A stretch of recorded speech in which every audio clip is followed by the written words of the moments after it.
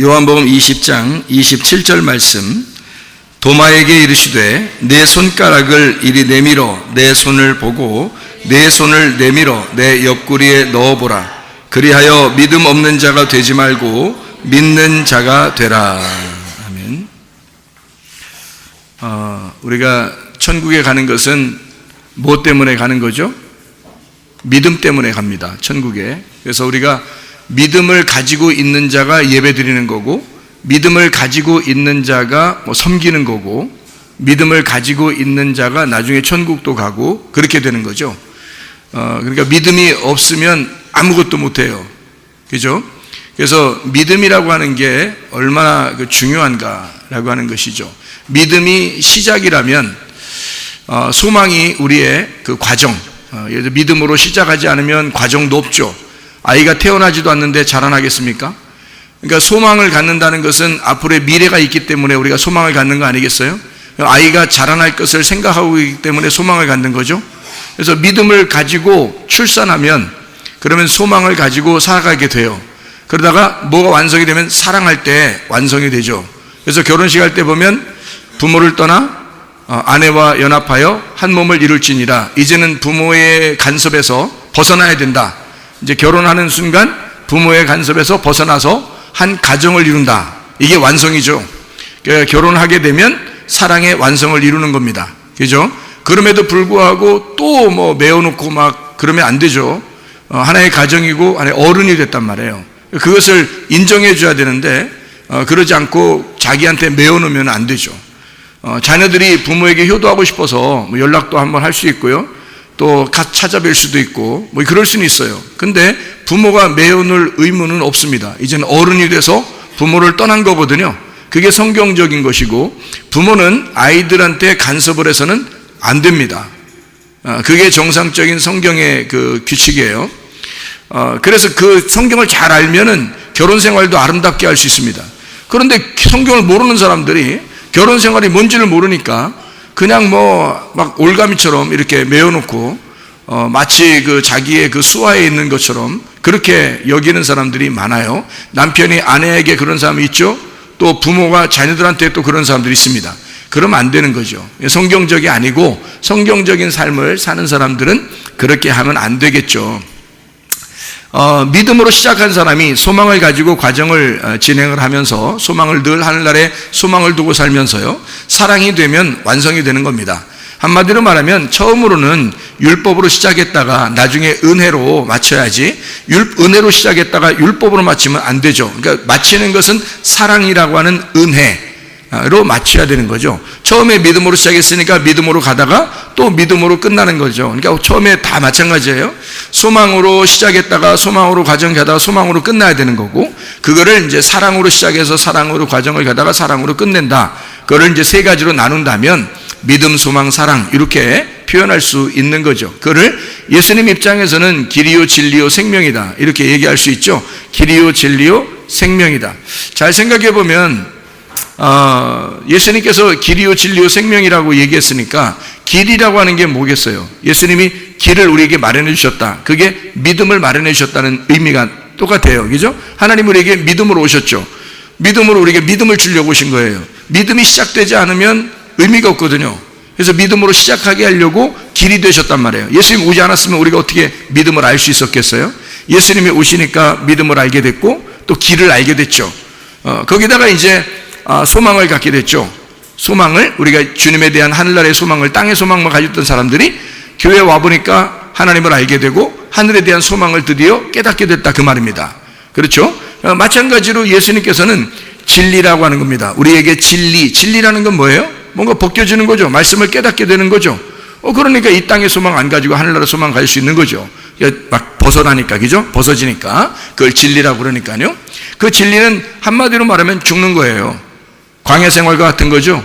애굽에서 시작한 6월절 어린 양으로 이제 죽으시고, 그리고 우리를 구원해서 홍해 바다를 건너가지고 광야로 나올 때 하나님 우리에게 무엇을 요구하겠어요?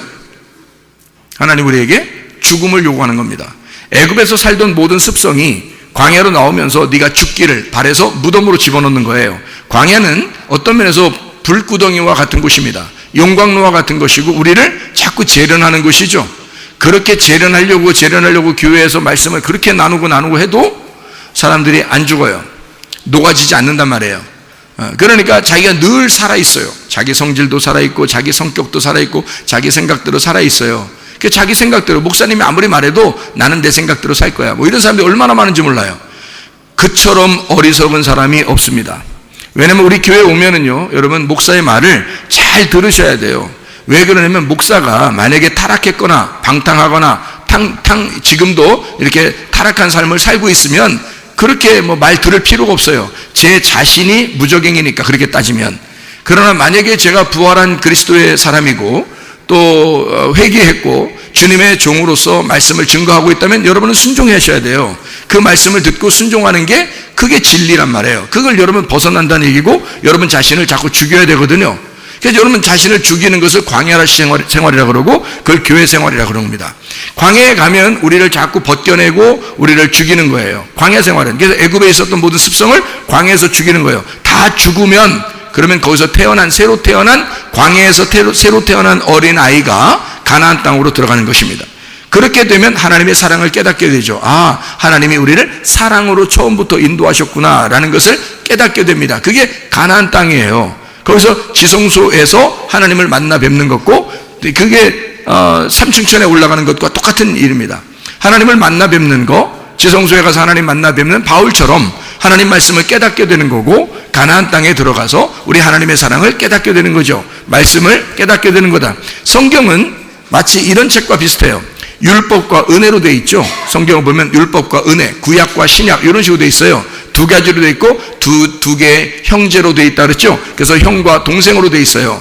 동생은 항상 죄인이기 때문에 은혜를 받아야 되고요, 형은 항상 의롭기 때문에 율법이라고 그렇게 말하는 것입니다. 그래서 형과 동생으로 이렇게 나누어서 성경이 되어 있거든요. 구약과 신약, 율법과 은혜 이렇게 나누어져 있습니다. 마찬가지로 성경은요, 이혼책입니다. 이혼책. 그리고 성경은 결혼책이에요. 그러면 이혼책이라고 하는 것과 결혼책이 왜 같으냐면, 이혼서약 그리고 결혼서약, 이혼서약을 가지고 가면 두 번째 남편에게 결혼하게 되어 있습니다. 이게 신명기 24장 1절부터 4절까지의 말씀이에요. 그 내용을 잘 읽어보면 이해가 될 수 있겠죠. 그래서 처음에는 이혼하는 거예요. 그리고 두 번째는 결혼하는 거고요. 그러면 하나님께서는 이혼하는 걸 좋아한다, 싫어한다? 싫어한다 그래요. 성경은 이혼하는 걸 싫어합니다. 왜 하나님은 이혼하는 걸 싫어하냐면, 성경에서 이혼하는 책, 다시 말하면 이혼을 가르쳐주는, 이혼하게끔 하는 이 내용의 말씀으로는 너희가 구원을 받을 수가 없다는 걸 얘기하는 것입니다. 그러니까 이혼책으로서는 너희가 구원받는 게 아니야. 이것은 너를 갈라놓는 것이고 너를 죽이는 거야, 이 말이죠. 그러니까 교회에 오면 먼저 뭐가 이루어졌는다? 먼저 뭐가 이루어지면 죽이는 역할이 이루어져요.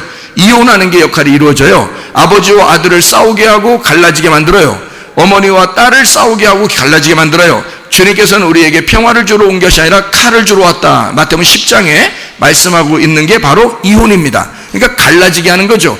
엄마와 딸을 갈라지게 하고, 시어머니와 며느리를 갈라지게 하고, 아버지와 아들을 갈라지게 합니다. 그러면 여러분이 서운하겠죠. 왜 갈라지게 하느냐라고 얘기하는데, 저는 그게 어떻게 보이냐면, 갈라져서 둘이 헤어져 살아라는 걸로 보이지 않고, 둘이 하나가 되게 하려고, 하나님이 둘을 하나로 만들려고 그렇게 갈라내신다라고 보여요, 저한테는. 왜 그게 그렇게 보이냐면, 이혼 증서가 결혼 증서로 보이기 때문입니다. 성경에 하나님의 사랑을 깨달았기 때문이에요. 그래서 이혼책이 아니라 결혼책으로 보인다는 거죠. 칼이 아니라 평화로 보인다는 것입니다. 그러니까 아들과 아버지를 처음에 갈라놓는 것은 아버지와 아들을 하나로 만들기 위해서다라고 저는 보인다는 거죠. 아브라함과 이삭이 처음에 하나님이 번제로 이삭을 드리라고 했을 때 데리고 갔지만, 아버지가 아들을 죽이려고 했을 때 하나님이 그를 다시 살려요. 거기선 죽었다 살아난 거나 마찬가지입니다. 죽었다 살아난, 그래서 죽었다 살아난 이 아들을 아브라함은 더 이상 이제 내 아들이라고 말하지 않을 것이고, 이삭도 아브라함을 내 아버지라고 말하지 않을 것이란 말입니다. 그들을 살린 아들을 다시 돌려준 하나님을 믿게 될 것이고, 아버지를 내게 다시 돌려준 하나님을 믿게 된 것이라는 거죠. 먼저 하나님, 먼저 그 나라와 그의 의를 구하게 되어 있다는 것입니다. 예수를 믿게 되면 바로 이게 정상인 거죠. 첫 번째는 너희를 갈라놓으려고 번제를 드려라, 아들을 번제로 드려라 했지만 하나님은 결국 둘을 하나 되게 만들려고 한 것입니다. 이제 이삭은 더 이상 아브라함의 아들이 아니요 또 하나의 아브라함이 돼서 믿음의 조상이 되어야 되기 때문입니다. 이 말은 무슨 말이냐면, 여러분이 자식을 낳아서 자식을 이제 결혼을 시키잖아요. 그럼 결혼시킨 그 자식이 또 가정을 이룹니다. 그러면 어엿한 어른이 된 거죠. 너희들은 결혼했어도 너무나 어린아이야, 이렇게 해서는 안 된단 말이에요. 그가 또 하나의 가정을 만들어서 이제 가장이 되었단 말이죠. 그러면 여러분은 그것을 인정해 줘야 되는 거예요. 너는 하나님의 아들이고 하나님이 너의 가정을 직접 간섭하실 거야. 이제 내 손에서 떠났다, 내 손에서 떠났다 라고 말하셔야 된다는 거죠. 그렇게 못하는 사람은 아직도 자기의 욕심이 남아있어서 아들과 딸을 막 잡아 놓으려고 하는 거죠. 그 이상한 사람들입니다. 그건 성경적이 아니에요. 그러면 네가 키워, 내가 안 키울 테니까. 그럼 어떻게 할 거예요, 여러분? 하나님의 자녀가 돼서 이삭이 또 하나의 아브라함, 믿음의 조상이 되게 만들어야죠. 다시 말하면 부모를 떠나, 아브라함을 떠나 이삭이 믿음의 조상이 되게 만들어 놓는 장소가 모리아산이에요. 번제 드리는 그 장소란 말입니다. 성경의 원리는 항상 똑같아요. 그래서 처음에 우리가 애굽에 살던 나를 광야에 데려와서 죽이고 그 다음에 가나안 땅에서 천국 생활하도록 만드는 것이 하나님의 계획이라는 거죠. 하나님의 뜻이라는 얘기입니다. 무슨 말인지 아시겠죠? 이렇게 성경은 우리에게 믿음의 코스를 가르쳐줘요. 이러한 코스가 있으니 그렇게 걸어가라 라고 말해주고 있다는 말입니다. 근데 우리는 그런 코스를 가지를 못해. 성경을 모르니까 그런 걸 가지 못하고 영 이 땅에 사는 것만 생각을 해요. 그 어리석은 사람이 되는 거죠. 그러면 안 되고 하나님의 뜻대로 살아가는 사람이 돼야죠. 내가 주여 주여 한다고 주님 믿는 거 아닙니다. 믿음이라는 피스티스, 이 피스티오라는 말은요 굉장히 중요합니다. 요한복음 3장 16절에 하나님이 세상을 이처럼 사랑하사 독생자를 주셨으니 이는 저를 믿는 자마다 멸망치 않고 영생을 얻게 하려 하심이라. 자, 어떤 사람이 멸망치 않고 영생을 얻어요? 믿는 자가. 여러분 주님을 정말 믿는가? 여러분은 정말 주님을 믿는가? 주님께 여러분의 모든 것을 맡길 수 있는가? 하나님이 나보다 더 잘할 수 있다고 하는 사실을 믿는가? 내 자녀를 나보다 하나님이 더 잘 키울 수 있다는 사실을 믿는가? 내 돈을 더 잘 관리할 수 있으신 하나님이라고 믿는가? 여러분 내 목숨을, 하나님께서 내 목숨을 원래 잘 주관하신 하나님이심을 믿는가 하는 거죠. 내가 내 거라고 생각하는 것들을 하나님이 뺏어가시는 것은 축복입니다. 왜냐하면 내가 내 거라고 생각할수록 뺏겨야 되는 거예요. 그럼 잃어버리는 거죠. 이혼시키는 거죠. 그런데 하나님이 다시 그렇게, 아이고 그래 내 포기하리라, 하나님께 내 모든 걸 맡기리라 했더니 하나님이 다시 다 돌려줘요. 그게 아브라함과 이삭의 관계예요. 원리가 똑같잖아요. 왜 성경의 원리는 그때는 그때 그런 사람들이 살았어, 우리는 그렇게 못해. 믿음이 없는 거지. 믿음이 없는 거지. 하나님을 안 믿는 거지. 당신이 하나님을 안 믿는 거지. 그러면 하나님을 믿는다면 성경의 하나님만이 아니라 나의 하나님이 되셔야지. 내가 지금 믿는 그 하나님이 그런 하나님이 되셔야지. 왜 하나님을 못 믿냐 이거예요. 왜 다 자기 거라고 그래? 하나님 거라고 그래? 그게 믿는 거라는 거예요. 성경에 내 뜻대로 마시고 하나님의 뜻대로 되길 원합니다 라고 하는 게 성경이래요. 그러면 성경대로 믿어야지. 왜 성경은 성경이고 자기 생각은 자기 생각이야? 왜 자기 책을 써요? 이상하잖아. 하나님 말씀을 믿어야지. 자, 무슨 말인지 아시겠죠? 믿음은 우리나라 말로 피스티오라고 하는 이 믿음이라는 말은요, 우리나라 말로 가장 잘 나타내주는 말이 있어요. 그 글자가 어떤 글자일까? 믿음. 이게 피스티스. 이게 가장 우리에게 가장 적당하게 알려주는 우리나라 글자가 있어요. 뭘까요? 의리입니다. 의리. 뭐 알잖아요. 의리. 하나님은 우리에게 의리를 지키시는 분입니다. 의리를. 자, 여러분은 하나님께 의리를 지키는가? 하나님 앞에 철저하게 의리를 지키는 자가 믿음 있는 자예요. 의리가 믿음이에요. 아니 보통 깡패 세계에서도 의리 안 지키는 의리 안 지키면 함부로 대하더라고. 깡패 세계에서 영화 같은 데서 보니까. 네? 그럼 여러분은 하나님한테 왜 의리를 안 지켜? 여러분을 위해서 십자가 못 박혀 돌아가시고 우리를 구원하신 예수 그리스도에게 왜 의리를 안 지켜? 나중에 무슨 화를 당하려고? 네? 왜 의리를 안 지키냐? 믿음이 없냐 이거야. 그러면서도 자기는 뭐 믿네, 뭐 하나님을 믿네, 뭐 그러고 있어요. 의리가 없는데 하나님께 대한 의리를 지켜야지. 생각을 해보시라고요. 깡패도 의리 지키는데 예수 믿는 사람이 깡패만도 못해요? 이상하잖아. 자, 여러분, 이게 어떤 그 양동이가 있어요. 양동이. 응? 양동이가 이렇게 있는데 그 속에 음식물 찌꺼기를 다 버렸어. 음식물 찌꺼기를 한 반 정도 찼어. 예? 음식물 찌꺼기가 반 정도 찼어요. 아시겠죠? 이 양동에다가 음식물 찌꺼기가 좀 반 정도 찼습니다. 그 위에다가 물을 가득 집어넣었어. 그리고 난 다음에 한 2시간 지나서 그 양동이를 보면 물이 어때요? 네? 물이 어떠냐고. 한 2시간 지나서 그 양동이를 보면 물이 어떠냐고요. 자, 음식물 쓰레기가 이만큼 이렇게 있는데 그거 갖다 물을 갖다 가득 붓거든요. 예? 그리고 이제 막 엄청 더러울 거 아닙니까? 근데 2시간 지나서 이렇게 봤어. 어때요, 여러분? 예? 물이 깨끗해요, 더러워요? 예, 음식물 쓰레기는 밑으로 다 가라앉아서 이게 막 올라와 있다가 가라앉아가지고 위에 물은 맑아내져요. 예? 위에 물이 깨끗해. 그런데 나무를 가지고 와서 나무 응? 가지고 와서 나무에다 쑤셔 이렇게 흔들어. 응? 나무로 딱 꽂아가지고 막 흔들었어. 이제 어떻게 될까? 물이 또 어떻게 될까요? 겉으로 볼 때 깨끗한 물이었는데 막 흔들으니까 어떻게 됐어? 속에 있는 게 다시 올라왔죠. 그럼 물이 원래 이 물은 더러운 물이었던 것을 쑤셔보니까 아는 거야. 맞죠? 그냥 둘 때는 맑은 물이라니까? 근데 쑤시면 아는 거야.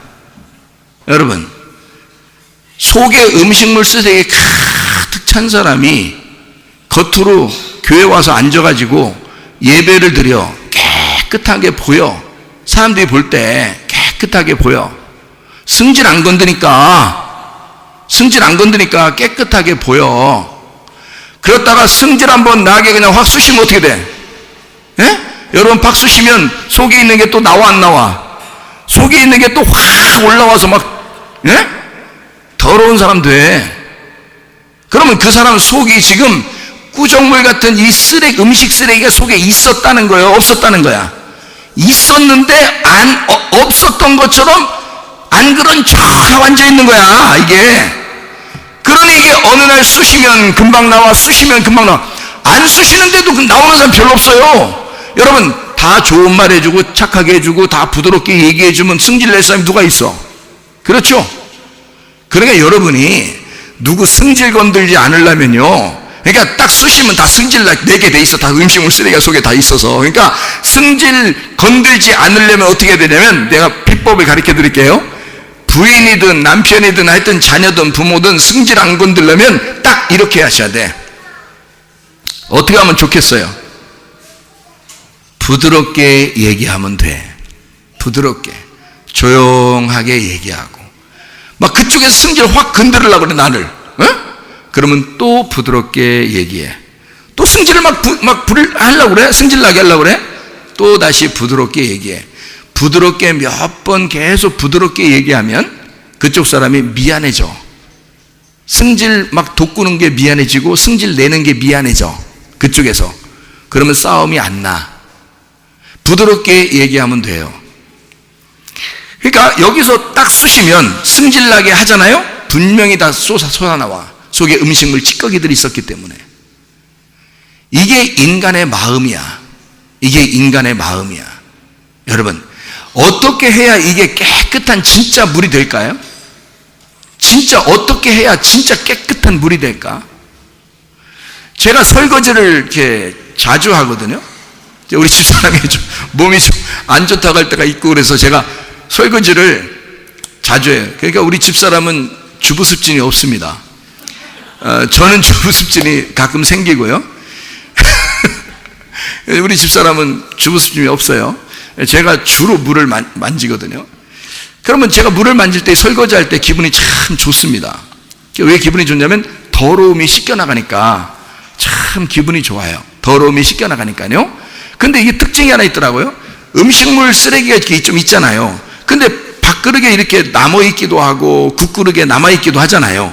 근데 이것이 어떻게 하면 이게 깨끗해지는가 봤더니, 어떻게 하면 그냥 있는 상태에서 깨끗해질 수 있냐면 이렇게 하면 깨끗해지더라고요. 물을 계속 틀습니다. 물을 계속 틀어서 거기다 갖다 대면 돼요. 물을 계속 틀면 여기 찌꺼기 있는데도 물을 계속 틀면 이게 찌꺼기가 나가고 계속 이게 새로운 것이 들어오니까, 물이 새로운 게 들어오니까 깨끗한 물이 돼요. 이렇게. 그렇죠? 그러면 여러분, 내 속은 더러운데 내 속이 진짜 맑은 물이 되고 깨끗한 물이 되려면 이제 어떻게 해야 돼? 물을 계속 집어넣으면 돼. 그러면 이 속에서 지가 못 견디고 음식물 쓰레기가 나가기 시작하는 거야. 설거지 안 해봤어요? 저만 아는 거 아니잖아. 저만 아는 거 아니다. 설거지 해보신 분들은 다 알잖아. 그렇죠? 그러니까 이게 통도 깊이 음식물 쓰레기 있어도요, 계속 수돗물로 계속 이렇게 쏘면요 없어집니다. 나와서요. 이 속이 나중에 맑은 물 돼요. 그러니까 이 물은 구정물이 아니죠. 그러니까 속에 음식물 쓰레기 있는데 위에 뽀얀하게 이렇게 있는 그런 물이 아니에요. 이거는 새로운 물이 들어갔단 말이에요. 그러니까 성경에서도 샘물과 같이 솟아난다 이런 말 있죠. 우물이라는 게 왜 우리가 먹을 수 있느냐, 샘물이 왜 우리가 먹을 수 있냐면 계속 솟아나오고 있기 때문입니다. 계속 물이 제공되기 때문에 깨끗하다 그러는 거예요. 그걸 먹을 수 있다는 거예요. 살아있다 그런 거지. 살아있는 물이기 때문에 먹을 수 있는 거죠. 물을 계속 틀어놓고 음식물 쓰레기 아무리 있어도 다 대고서 다 씻겨내면 그 다음에 그거 받아서 먹을 수도 있는 거예요. 이게 깨끗해. 그거는 이게 나중에 올라오는 게 아니에요. 이렇게 쑤셨다고 해서 올라오고 그러지 않습니다. 그러니까 여러분 속에 진짜 깨끗한 사람이 돼야 되죠. 속에 마음이 더러운데 쑤시면 나오고 이런 사람이 되면 아직 거듭난 게 아니에요. 물이 새롭게 들어가는 사람이 아니야. 나 원래 그래. 나 옛날에 말이야 이랬던 사람이야. 나 원래 그래. 그래서 나 건들지 마. 너 같은 건 안 건들고 싶다. 너 같은 건 안 건들고 싶어. 왜? 네가 동물이지 사람이냐? 나를 건들지 마. 야, 사람은 있잖아. 건들어도 괜찮아야 돼. 가만히 있어야 돼. 건들어도. 예수님이 사람이야. 참 사람. 나머지는 참 사람이 없어. 네가 사람이라면 예수님처럼 살아야지. 그럼 예수님처럼 살려면 건들어도 그런 게 안 나와야 돼. 건들어도 나 원래 그런 사람이야.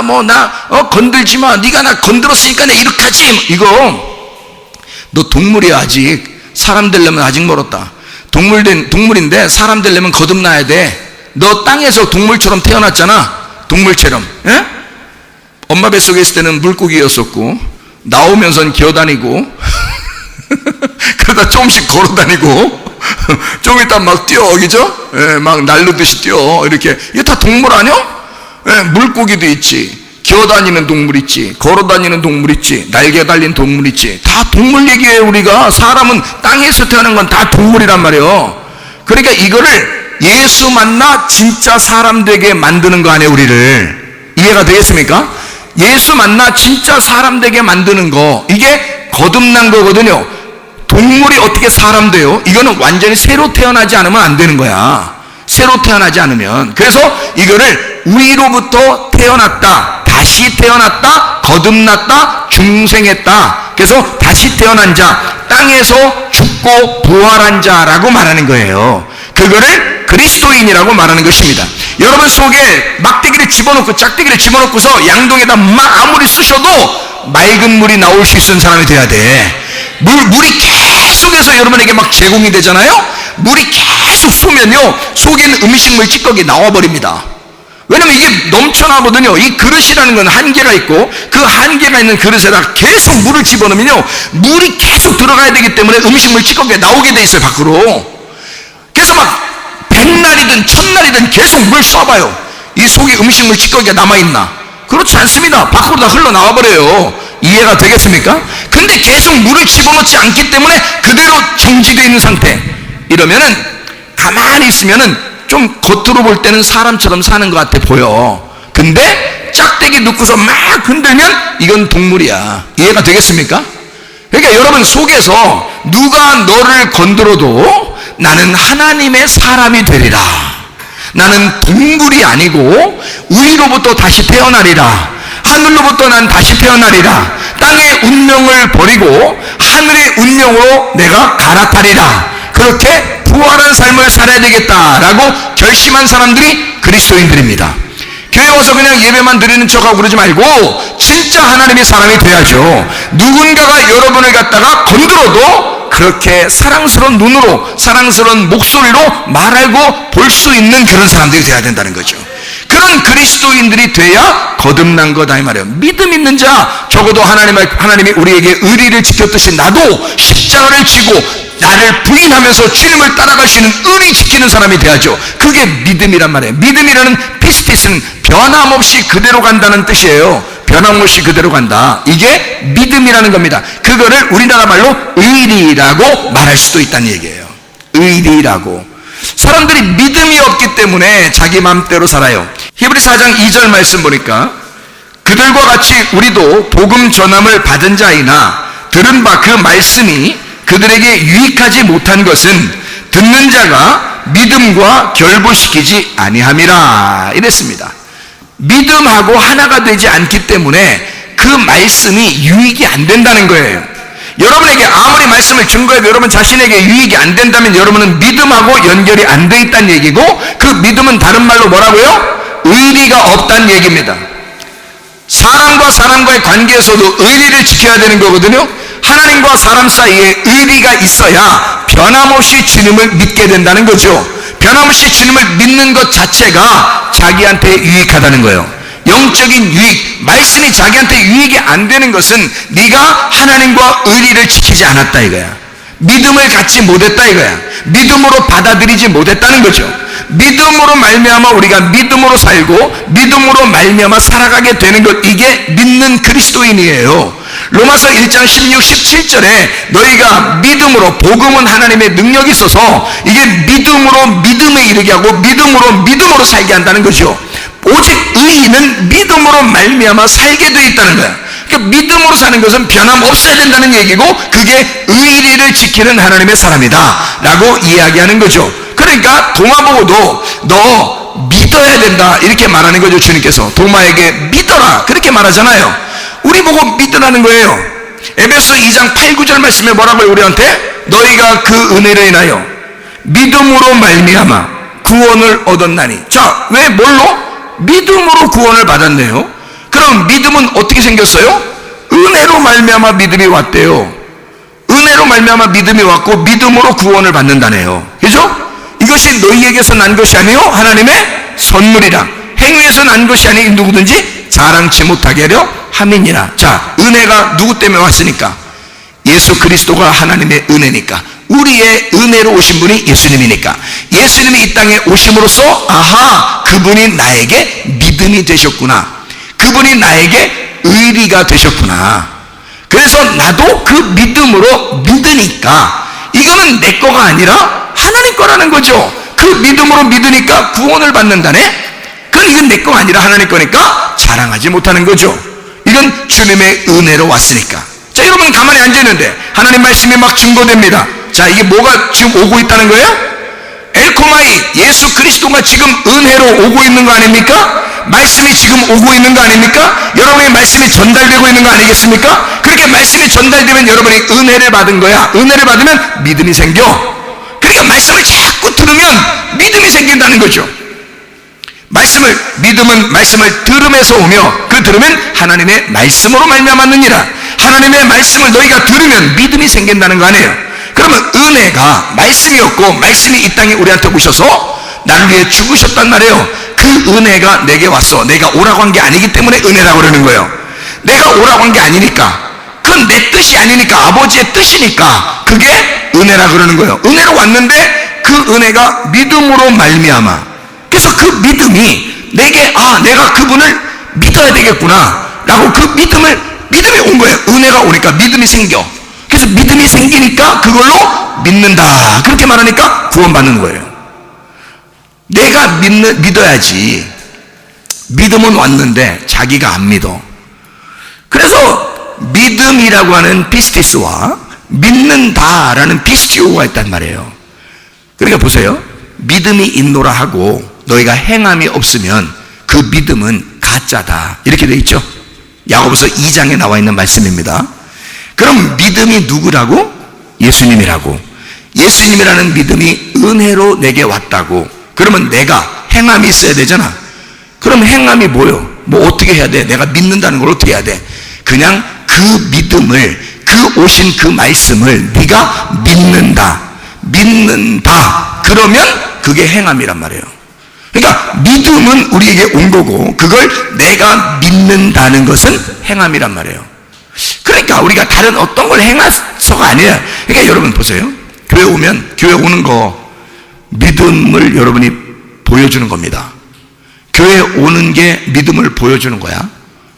하나님 앞에 헌금도 하고 어려운 사람을 도와주기도 하고 선교도 하고 그리고 교회를 운영하려고 숨기고 봉사하고 헌신합니다.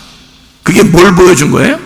내 속에 믿음이 있다는 사실을, 하나님이 내게 의리를 지켜서 나를 사랑하신다는 사실을, 나도 주님을 사랑합니다 하는 표현이란 말이에요. 그거를 교회 사람들은 할 수 있는데 교회 안 다니는 사람들은 그걸 못해요. 그러니까 믿음은 다 들어갈 수 있어요. 어떤 경로를 통해서든 믿음은 다 들어갈 수 있는데 자기가 믿질 않는 거야. 그러니까 자기가 믿어야 멸망치 않고 영생을 얻는 거죠. 자기가 믿어야. 그래서 믿음을 지켜야 돼. 그것을 믿는다라고 그러는 거예요. 그럼 그 믿는다는 것을 통해서 우리가 구원을 받는다는 거예요. 자, 은혜로 인하여 믿음이 왔고 믿음을 통해서 구원을 받는다. 이게 네게 아니라 하나님 앞에 자랑할 수가 없다. 이렇게 된 거죠. 그 말은 은혜부터 시작해서 다 하나님이 주기 시작했던 거예요. 우리가 취하는 게 아니고 하나님이 다 줬다는 걸 알게 되는 거예요. 그게 은혜라 그러는 거예요. 하나님이 주셨다. 여러분, 우리는 도마 보고 예수님이 뭐라고 해요? 너 의심하지 말고 믿음으로 나를 믿어라. 너는 나를 본고로 믿느냐? 보지 못하고 믿는 자가 복되도다. 여드레를 지나서 그렇게 우리에게 오셔서, 그 도마 같은 우리에게 오셔서 주님은 그 부활의 예수님, 그 안에서 자기를 영적으로 발견하라는 거 아니겠습니까?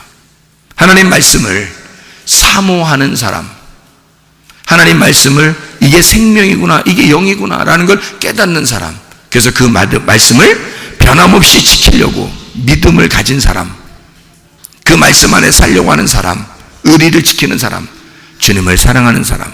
그래서 믿음과 소망, 사랑, 사랑이 완성되는 거고요. 길, 진리, 생명, 그게 생명이라는 얘기입니다. 그러니까 생명은, 사랑은 그냥 오는 거야.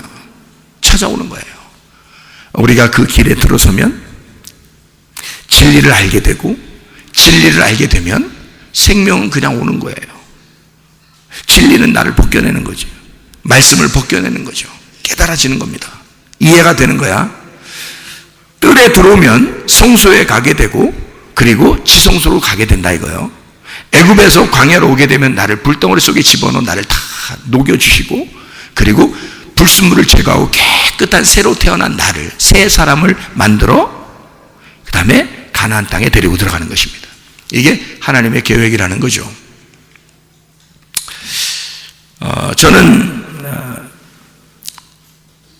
도마가 예수 그리스도를 이제 믿고, 그리고 나의 주시며 나의 하나님이십니다 라고 고백한 그 고백이 얼마나 위대한 고백인지 모르겠어요. 제가 볼 때는 이건 뭐 성경의 가장 위대한 고백이 아닌가 이런 생각이 들어요. 자, 나의 주님이시죠? 나의 하나님이십니다. 그러면 우리는 뭐가 되는 거예요? 그분이 나의 주인이니까 나는 그분의 말을, 당신의 말을 내가 따르겠습니다. 이렇게 되는 거죠. 우리 생각이 있습니까? 말씀이 그러하면 말씀을 따르겠습니다. 이러는 거죠. 그죠? 말씀이 주인이 되는 거죠. 여러분, 내가 주인이 아니라 말씀이 주인 되게 하겠습니다. 그런 말이죠. 예, 나의 하나님이십니다. 하나님은 나를 창조하신 분이니까 나는 당신의 피조물이에요. 당신이 하고 싶은 대로 하세요. 당신이 살리시면 살리는 거고 나를 죽이시면 죽는 겁니다. 이렇게 맡기는 그 도마의 고백이 우리들의 그 믿음의 고백이 돼야 되지 않겠나, 이런 생각이 듭니다. 그런 믿음으로 살아가는 우리 모두가 되셔야 합니다. 예수님이 이 땅에 오셨을 때는 말씀이 육체를 입고 오셨다 그럽니다. 그게 요한복음 1장 14절이에요. 말씀이 육체를 입고 오셨다, 그런 말씀을 하고 있죠. 그러면은 예수님이 어떤 분이시라고 나와요? 요한복음 1장 1절에는 예수님 어떤 분이에요? 태초에 말씀이 계시니라. 이 말씀이 하나님을 향하여 하나님과 함께 있었는데 이 말씀이 곧 하나님이시니라. 이렇게. 자, 그럼 보세요. 태초에, 이게 아르케라는 단어인데요. 아르케, 태초 아르케라는 말이 근본이라는 말이고요, 시작이라는 말입니다. 시작. 근본, 시작. 그러면 이 땅에 시작하신 분이 누굴까요? 하나님이십니다. 아니, 시작도 언제 시작되는지 몰라. 우리가 그냥 시작이야, 그게 하나님이야. 끝도 하나님이야. 그럼 우리는 시작부터 끝에까지 그 안에 있어. 그러면 우리는 어디 안에 있는 거예요? 하나님 안에 있는 거지. 우리는 지금 하나님 안에 살아가고 있어요. 그걸 우리는 깨달은 거고, 그걸 모르는 사람들은 그 사실을 모르는 것 뿐이죠. 그러면 시작부터 끝에, 그러면 그 시작이 누구라고? 하나님이라고. 태초에라는 아르케라는 단어가 시작이거든요. 근본이라는 시작이에요. 창세기 1장 1절에 첫 번째 글자가 뭐라겠어요? 첫 번째 글자가? 창세기 1장 1절의 첫 번째 글자가 뭐라고 했어요? 베레시트라고 했어요. 베레시트. 베레시트가 어떤 단어라고요? 베레시트가 태초입니다. 태초. 그러니까 이게 시작. 그러니까 베레시트가 시작한 거야. 베레시트가 있으면 시작이야. 베레시트가 시작이야. 시작은 베레시트야. 그럼 이게 신약에서는 뭐라고? 아르케라고. 아르케가 태초라고 한 건데요. 자, 베레시트가 아르케고, 아르케 베레시트가 시작이에요. 그러면 그 전에는 시작이 있었겠어, 없었겠어요? 없어. 시작이 없어. 시작부터 시작이잖아, 여러분. 아니, 여러분, 시작부터 시작이잖아요. 그러면 그 전에는 없었던 거야. 그러면 잘 들어요. 제가 얘기하는 거 잘 들어야 돼요. 너무 잘 들으려고 하다가 긴장해서 놓친대요. 어떤 사람이. 잘 들어봐요. 태초, 시작, 이게요. 성경에서 말하는 뭐라고요? 그게 베레시트, 아르케, 그게 뭐라고요? 태초에 뭐만 있다고요? 말씀만 있다고. 그러면 말씀이 뭐인 거예요? 태초인 거지. 말씀이 시작인 거지. 그렇죠? 말씀이 그냥 존재했단 말이에요. 그러니까 그분은 스스로 있는 분이야. 그걸 말씀이라 그래요. 스스로 계신 하나님. 스스로 계신 하나님을 뭐 다른 말로 설명을 할 수가 없으니까 그냥 시작 이렇게 한 거예요. 창세기 1장 1절에도 시작 이렇게 한 거고, 요한복음 1장 1절에도 시작 이렇게 한 거예요. 뭐 다른 말로 설명이 안 되니까. 너희들이 하나님을 알아? 몰라. 하나님을 모르는데 하나님 모르는 아이들한테 뭔 얘기를 하겠어. 그러니까 하나님을 뭐라고 표현하냐면 내가 시작해서 니네가 시작된 거야. 그래서 내가 시작이야. 내가 시작, 그러니까 시작됐다. 그러니까 그 시작이 뭐라고? 하나님. 그 시작은 말씀이라고. 그렇죠? 그러니까 태초에 시작에 근본에 뭐만 있었다고? 말씀만 있었다고. 그 말씀이 그거라고, 시작이라고. 그 말씀이 없었으면 시작이 안 되니까. 무슨 말인지 알겠어요? 말씀이 시작이야. 그래서 말씀이 시작이니까 그게 누구예요? 하나님이지. 그가 하나님이라고. 그래서 말씀이 하나님이고 그가 시작이란 말이에요. 그 시작인 말씀이 뭘 입고 왔다고? 육신을 입고 왔다고. 육체를 입고 왔다고. 그게 요한복음 1장 14절의 말씀이에요. 요한복음 1장 14절의 말씀이 육신으로 거하심에 그랬죠? 그 육신으로 거하시는 게 그 육신이 누구예요? 마리아라고 했죠? 마리아 뱃속에 태어났잖아요. 그 마리아 뱃속에 태어났는데 마리아 뱃속에서 마리아하고 좀 섞였어, 안 섞였어요? 섞였겠어, 안 섞였겠어? 안 섞여야지 맞지. 안 섞여야 맞지. 예수님이 뭐라고 했어요? 말씀이라고 했잖아. 말씀. 네, 말씀이라고 했잖아요. 그러면은 한번 제가 생각을 해볼게요, 여러분. 밭이 이렇게 있거든요. 씨를 심었어. 씨를 심었거든요. 그러면 밭하고 씨하고 섞여. 응?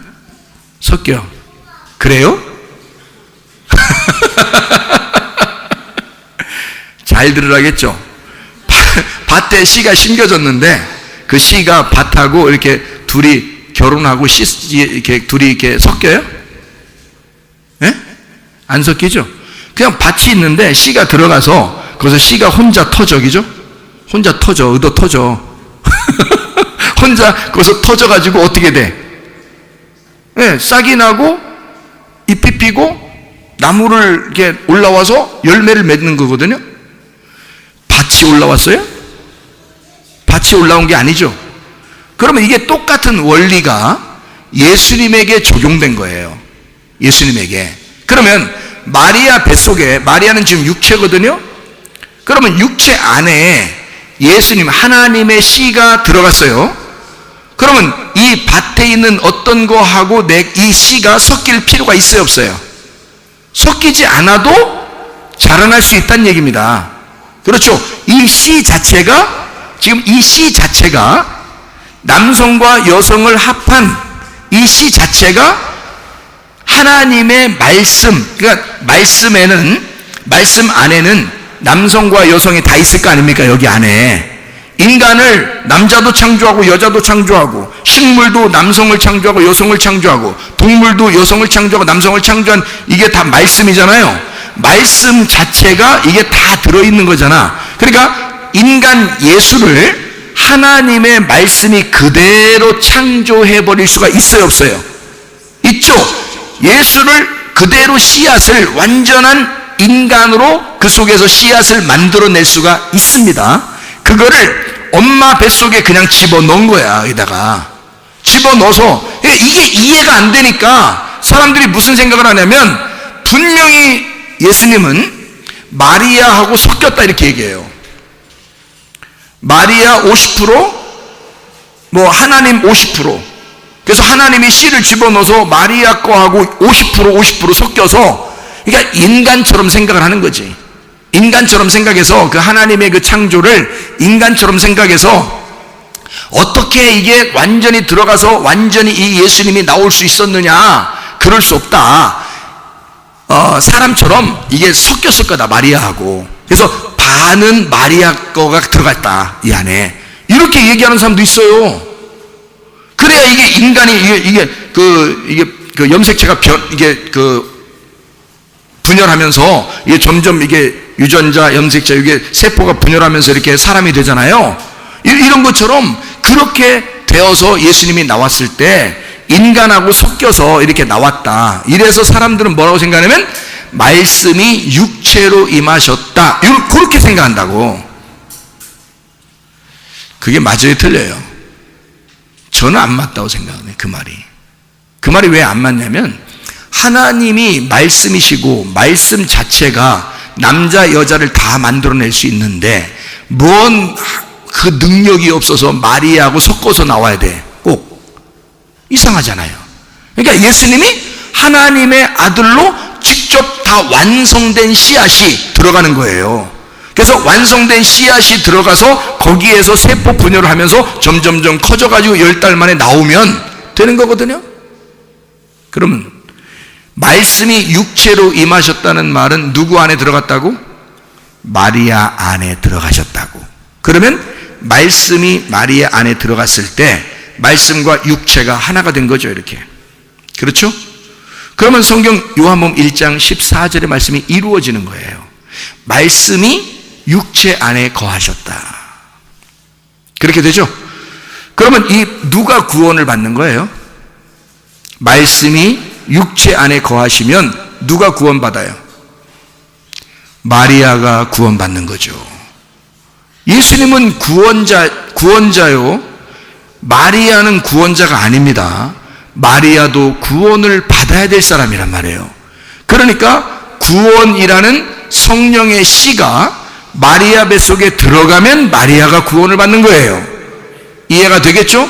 예. 그러면 여기에서 나올 때 어떻게 나왔을까? 나올 때. 예? 나올 때 어떻게 나와? 10달 만에 이제 나왔어. 예수님이 막 어떻게든지 나왔어. 예? 나오는 걸 누가 결정한다고? 아기가 결정한다고. 아기가 결정해서 10달이 찼구나. 예? 말씀이 완성이 됐구나. 네 뱃속에서 말씀이 완성이 됐구나. 내가 이제 나간다. 그러면 이 배를 걷어차고 나온단 말이에요. 그죠? 그러면 예수님은 이제 그 뱃속에서 어떻게 한 거야? 나오면서 어떻게 된 거야? 나오면서 부활한 거지. 뱃속에 무덤 안에 있다가 부활한 거잖아. 나오면서. 그렇죠? 그러면 이제 마리아는 어떻게 된 거예요? 이제 그러면 마리아는 부활하신 예수님을 잉태했잖아. 그러면 마리아는 자기의 아이가 잉태돼서 이젠 아이를 볼 때마다 누가 보여? 자기 아이를 볼 때마다 누가 보여? 자기 남편이 보여. 거기다 또 요셉 보인다고 또 하지 말고 예수님이 누구 아들이라고요? 하나님 아들이라고. 그러니까 아들이 잉태되자마자 남편이 늘 생각나고 남편이 늘 보여. 그러니까 아들을 볼 때 누구 닮은 것 같아? 아버지 닮은 것 같아. 에? 아버지가 누구야? 성령님이야. 성령님이 아버지야. 그래서 이 아들을 볼 때마다 성령님이 보이는 거예요. 아들을 볼 때마다 성령님 닮았네 이러는 거죠. 하나님 닮았네.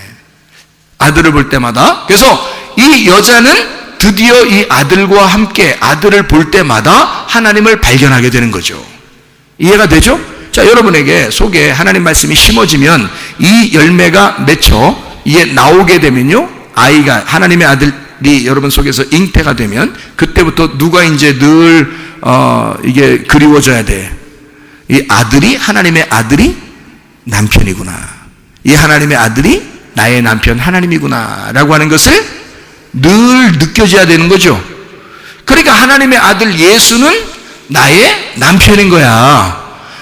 무슨 말인지 알겠어요? 그러면 마리아가 나야. 그럼 나라고 해. 그럼 나인데 하나님 말씀이 들어왔어. 이 말씀은 불완전해서 나와 함께 섞이는 게 아니야. 말씀은 그대로 들어와서 이게 하나님의 아들이 내 속에서 잉태가 됐어. 그리고 출산했어요. 그러면 나는 아들을 낳은 자야. 그럼 그 말씀을 통해서 나는 누구를 항상 바라봐? 내 남편을 바라본단 말이에요. 그죠? 말씀이 내 남편 거고 이 말씀이 남편을 닮았네. 하나님을 닮았네. 이해가 되죠? 그러니까 늘 우리는 하나님의 아들을 통해서 그 말씀을 통해서 하나님을 그리워하게 된단 말이에요. 이해가 되겠죠? 이게 씨가 심겨지는 것을 통해서 보니까 이해가 돼요. 자, 그러면은 예수님이 출산해서 나오면 마리아하고 섞였으면 육체일 거고 마리아하고 섞이지 않았으면 하나님의 몸일 겁니다. 그죠?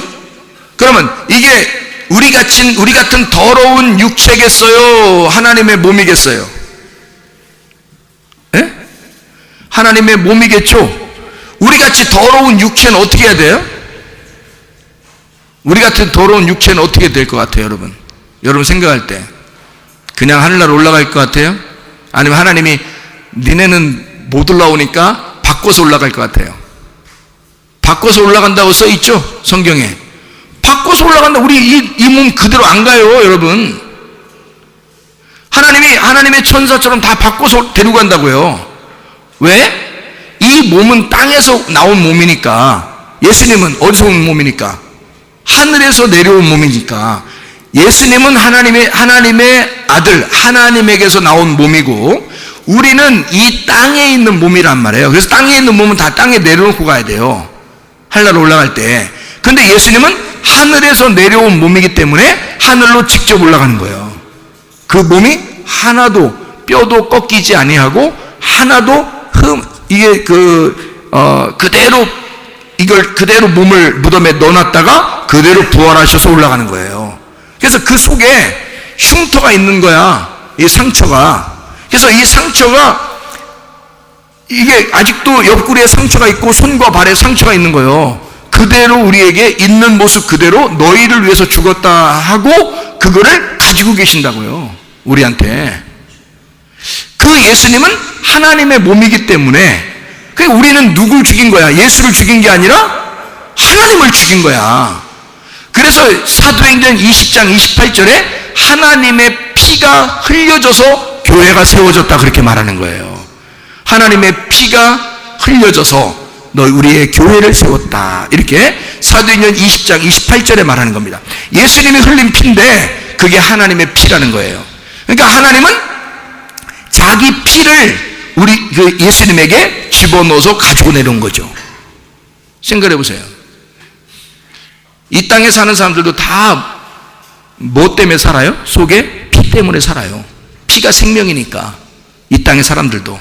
이 땅의 사람의 피를 만드신 하나님이 자기 아들에게는 피를 안 주고 내려보냈겠어요?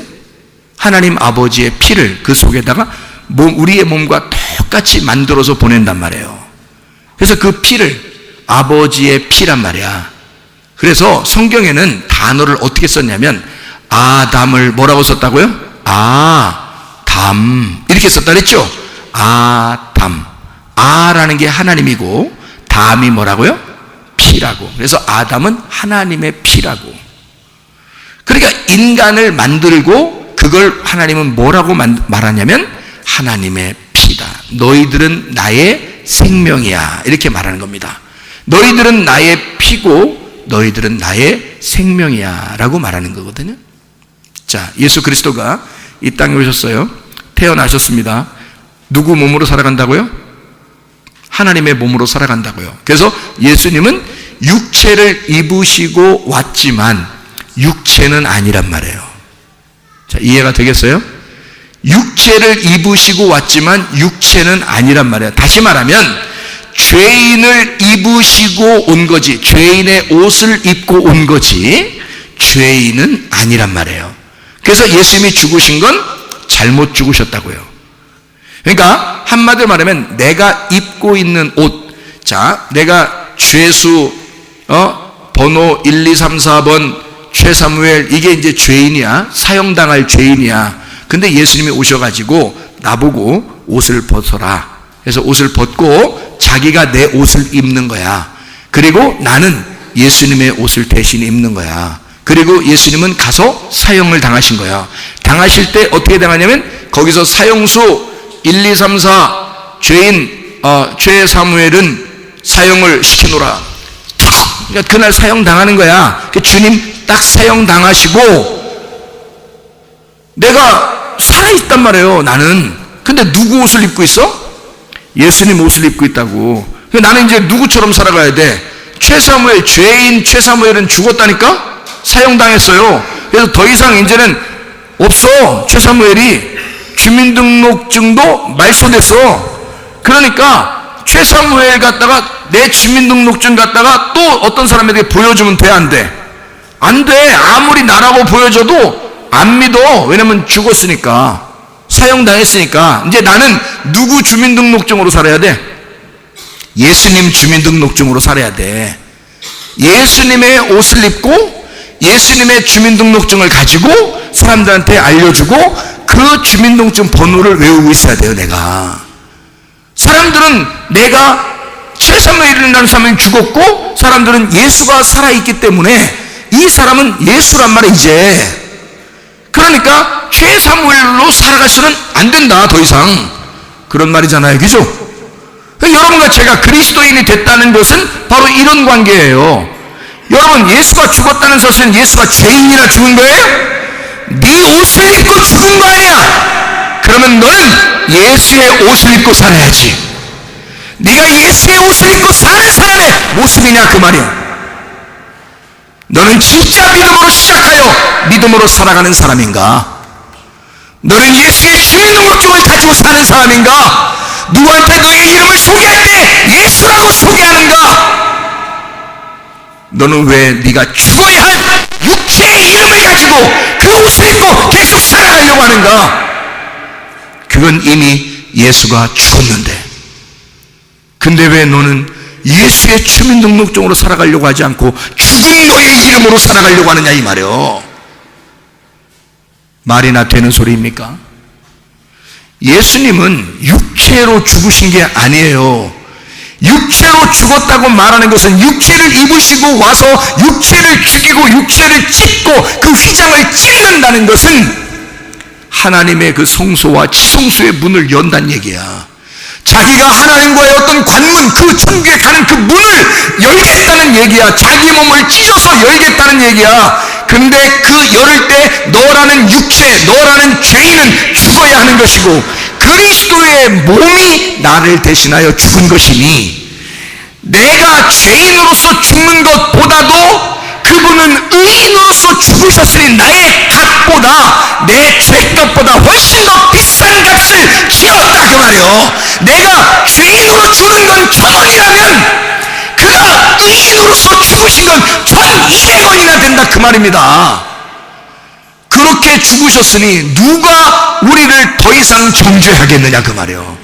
예수 그리스도가 나의 죄를 위해 죽으셨으니, 죄인 아닌 몸으로 더 비싼 값을 치르고 죽으셨으니 우리를 더 이상 죄인이라고 취급하고 싶겠느냐가 말이야. 그렇지 않다. 우리를 끝까지 사랑하고야 말겠다고 결심하시는 분이다. 그러니 여러분, 더 이상 육체로 살지 말라는 거죠. 더 이상 죄인처럼 살지 말라는 거죠. 더 이상 하나님 앞에서 까불고 배반하고 배신하고 의리 안 지키고 그렇게 살지 말라는 거죠. 진짜 예수에게 의리를 지켜야지. 예수는 이 땅에 오셔서 하나님 아버지에게 의리를 지키신 분입니다. 그러면 여러분과 제가 예수의 옷을 입고 살아야 된다며? 그럼 교회에 대한 의리를 지키세요. 예수에 대한 의리를 지키세요. 말씀에 대한 의리를 지키세요. 그게 당연한 거 아니겠습니까? 그게 여러분의 믿음이고 그 믿음이 실천하는 믿음이 되어서 구원을 받게 한다는 거죠. 여러분이 가진 그 믿음이 온전해지려면 그 믿는다가 들어있어야 된다는 거예요. 여러분 안에 믿음으로 말씀을 안 받기 때문에 여러분에게 그 말씀이 유익하지 않다. 그냥 말씀은 말씀이요 나는 나고 내 생각대로 살겠습니다라고 여전히 생각하고 있으니, 네가 죄인이면 네가 하나님을 대적하는 자요, 너는 네가 하나님이라고 하니 하나님이 하나님 보고 너는 사탄이라고 말하는 거 아니겠느냐 이 말이야. 하나님은 그런 너를 사탄이라고 하지 않겠느냐가. 여러분 심각하지 않습니까? 진짜 믿음으로 산다는 것, 시작부터 끝에까지 의리를 지켜야 된다는 거, 변함없이 믿는다는 거. 예수 그리스도가 나 때문에 죽으셨지 예수가 죄인이기 때문에 죽었느냐 그 말이에요. 생각해 보세요. 그가 육체로 죽으셨나요? 그의 죽으심은 몸으로 죽으신 거라고요. 내가 육체인데, 나는 죽을 육체인데, 그래서 사르크스는 육체라 그랬죠. 소마는 몸이라 그랬습니다. 그리스도의 몸은 거룩하신데 죽으신 거야. 나는 육체이고 사르크스인데 죽어야 마땅한 자인데 근데 안 죽어. 계속 육체대로 산다는 거지. 뭐 하는 짓인지 모르겠죠. 그리스도는 하나님의 몸인데 하나님의 몸을 이 땅에 와서 십자가에 못 박혀 죽으면서 내가 하나님의 피를 흘리노라. 아버지의 피를, 내가 받은 아버지의 피를 너희를 위하여 땅에 적신다. 그래서 너희의 육체를 몸으로 바꾸려고 한다. 그리스도의 몸으로 바꾸려고 한다. 그게 고린도전서 3장 16, 17절, 고린도전서 6장 19, 20절의 말씀이에요. 너희 몸은 하나님의 성전인 것을 알지 못하느냐. 네가 이 육체대로 살면서 몸을 더럽히게 되면, 그 성전을 더럽히면 하나님이 그를 멸망시킬 것이다. 너희를 값으로 산 것이 되었으니 이제 너희는 너희의 것이 아니다. 너희의 몸으로 하나님께 영광을 돌려라. 그랬습니다. 더 이상 네 이름으로 살지 말고 나를 위해 죽으신 예수 그리스도의 주민등록증을 가지고 살아라는 거지. 여러분, 구원 받으셔야 합니다. 은혜 받으셔야 합니다. 믿음의 의리를 지키셔야 합니다. 그렇게 살아가는 거예요, 우리가. 그게 진짜 믿음이기 때문이에요. 요한복음 2장을 한번 볼까요? 요한복음 2장 21절의 말씀에 보면 이렇게 되어 있습니다. 요한복음 2장 21절에 이런 말씀이 있어요. 그러나 예수는 성전된 자기 육체를 가리켜 말씀하신 것이라. 3일 동안에 일으키리라 라고 20절에 해놓고 21절에 예수는 성전된 자기 육체를 가리켜 말씀하신 것이라 라고 되어 있는데, 이것은 번역상의 오류입니다. 잘못 쓴 거예요. 한국말로. 여기에는 사실은 소마입니다. 몸. 여기서는 예수는 성전된 자기 몸을 가리켜 말씀하신 것이다. 이렇게 되어 있습니다. 한마디로 말하면 주님 자체가 죄인이라는 건 아니에요. 예수님 자체가 죄인이 아니라 죄인의 몸을 입으신 거죠. 결국 누가 죽게 하는 것을 자기가 죽은 거예요? 철저한 죄인들을 위해서 자기가 하나님의 몸으로 죽지 않아도 될 그 거룩한 몸을 죽으셨다는 말입니다. 그 채찍에 맞으시고 우리 같은 가시면류관을 뒤집어 쓰시고 죽으신 거예요. 그러면 이걸 왜 이렇게 죽으실 수밖에 없는 그런 분이 되셨느냐? 이분이 나를 너무 사랑하기 때문입니다. 나를 너무 사랑하기 때문이에요. 예수님의 채찍에 맞으심으로 우리는 나음을 얻은 거예요. 주님의 죄악을 담당해 주셔서 우리를 평화롭게 하고 우리의 허물을 다 용서해 주시고 우리로 하여금 구원받게 하는 것이 하나님의 뜻이기 때문입니다. 여러분, 하나님의 그 큰 사랑을 가지고 살아가셔야 합니다. 이게 진짜 우리들은 예수를 깊이 생각하게 되면요, 주님의 은혜로밖에 생각할 수가 없어요. 주님의 은혜로 살아갈 수밖에 없는 사람들, 진짜 주님의 은혜의 사람들. 그래서 너희가 그 은혜를 인하여 믿음으로 말미암아 구원 얻었나니 이것이 너희에게서 난 것이 아니요. 자, 너희에게서 난 것은 땅에서 난 거잖아요. 하늘에서 오신 거, 위에서 오신 거, 그 베레시트, 그 말씀, 하나님 그 시작이 우리에게 오셔서 너희에게서 난 것이 아니요, 오직 그리스도에게서 나셔서 우리를 자랑하지 못하도록 하나님 안에서 믿음으로 살도록, 오직 의리를 지키고 약속을 지키고 그 언약을 우리에게 끝까지 지키신 그 믿음으로 살아가도록 만드시는 분이 바로 예수님이십니다. 그런 예수님 안에서 여러분, 우리는 건강하셔야 돼요. 그런 예수님 안에서 우리는 행복하셔야 돼요. 그런 예수님 안에서 우리는 기뻐야 돼요. 그런 예수님 안에서 우리는 안전해야 돼요. 그런 예수님 안에서 우리는 복의 사람들이 되셔야 합니다. 보지 못하고 믿는 자들이 더 복되다 할 때 그 복이 행복입니다. 행복, 마태복음 5장에 보면 복 있는 사람은 심령이 가난해진다 그런 말 있죠. 복 있는 사람은 의에 줄이고 목마르게 된다 그런 말 있죠. 복 있는 사람은 화평하게 된다 그런 말이 있죠. 이게 복받은 사람이란 말이에요. 보지 못하고 믿는 자는 복받은 사람이다. 복받은 사람은 보지 못하고 믿게 된대요. 그게 그게 복받은 사람이래요. 그게 행복한 사람이라는 겁니다. 여러분, 저는 아무것도 안 보여도 말씀이 믿어져. 그 말씀이 믿어지는 그 믿음으로 내가 살아갈 수 있다는 게 복이란 말이에요. 그게 진짜 복이라는 거예요. 여러분, 그렇게 믿어지시면 그게 여러분에게 복받았다, 너 정말 행복한 사람이구나 라고 주님이 말씀하신다 그 말이에요. 그러니까 우리는 다 행복한 사람들이 되시라고, 건강한 사람이 되시라고, 축복받은 사람이 되시라고. 왜? 하나님이 그걸 원해. 하나님이 그걸 원하신다고. 우리한테 기쁨으로 사는 걸 원하신다고, 행복하게 사는 걸 원하신다고. 하나님이 그걸 원하신다고. 부모는 내가 고생해도 좋으니 너는 고생 안 하고 행복하게만 살았으면 좋겠어 라고 생각하는 게 그게 부모예요. 그게 부모라고요.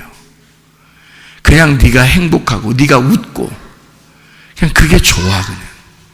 그냥 자녀가 그냥 웃으면 뭐 때문에 좋아하는지도 모르지만 행복해. 부모가 그래요, 안 그래요? 부모님들 그렇죠. 애들이 좋아하면 이상하게 뭐 때문에 좋아하는지도 모르는데 어쨌든 그냥 좋아. 부모가 제가 저렇게 행복해 하는구나, 제가 저렇게 좋아하는구나 하면 그냥 좋아해요. 근데 막 자녀가 막 힘들어해요. 그러면 부모가 어때요? 마음이 또 왜 그래 꼭 물어보고 싶어요. 왜 꼭 물어보고 싶어요? 내가 어떻게 좀 해결해 줄 수 있는 게 있나 하고 물어보고 싶어서 그런 거야. 그렇죠? 그냥 듣고서 계속 고생하게 만들려고 듣는 거 아니에요. 자꾸 물어보고 그러는 거는 내가 어떻게 해결해 줄 수 있는 게 있나 하고 찾는 거야. 그렇죠? 그게 부모 마음이야. 이해가 되죠? 하나님 아버지가 자기 아들을 자기 몸을 입혀서 보냈어요. 그러면 그분이 죽으시면서 과연 우리를 어떻게 생각하실까? 나는 너희들이 행복했으면 좋겠다. 나는 너희들이 건강했으면 좋겠다. 나는 너희들이 항상 웃었으면 좋겠다. 그리고 늘 나한테 얘기했으면 좋겠다. 그리고 항상 감사했으면 좋겠다. 그게 항상 기뻐하라, 쉬지 말고 기도하라, 범사에 감사하란 말이에요. 그게 아버지의 뜻이라는 거야. 그게 얼마나 행복하고 좋겠어요. 항상 기뻐하고 쉬지 말고 기도하고 범사에 감사하라. 이는 너희를 향하신 하나님의 뜻이니라. 여러분, 이렇게 건강하시고 행복하고 안전하고 평안한 그런 여러분 모두가 되시기를 바랍니다. 기도하겠습니다. 하나님 아버지, 사랑과 은혜를 감사를 드립니다. 아버지, 우리에게 우리가 기뻐했으면 좋겠고, 우리가 행복했으면 좋겠고, 우리가 건강했으면 좋겠고, 우리가 즐거웠으면 좋겠고, 우리가 안전했으면 좋겠어서 우리 예수 하나님의 아들을 이 땅에 보내시고 죽지 않아도 될 그 아들을 죽임으로써 죽을 수밖에 없는 우리들을 이렇게 구원하시고 살게 하셨음을 감사를 드립니다. 하나님, 우리가 주님의 은혜에 감격하여 주님의 뜻대로 살아가기를 원하오니 항상 기뻐하게 해주시고 쉬지 않고 기도하게 해주시고 범사에 감사하게 하셔서 주님과 동행하다가 주님 만나게 도와 주시옵소서. 예수 그리스도 존귀하신 이름 받들어 기도 올리옵나이다. 아멘.